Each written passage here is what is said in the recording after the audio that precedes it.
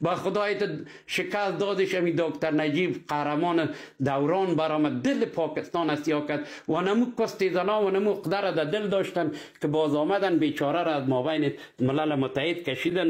اینمی کستیزنا مسعود که بود غلام زرخرید افغان پاکستان بود، زن از او فارسیوان نگیم که میگه مسعود فارسیوان بود. مسعود یک مردگو بود، یک بیناموز بود که تمام شرف و عزت فارسی زبانا را به افغان فروخت و به چی فروخت؟ پاکستان فروخت. یعنی مت کستیزن پدر نولد بود که من هیچ یک نفس هم نگرفتم، در 20 دقیقه بیانیه دادم یک نفس هم نگرفتم.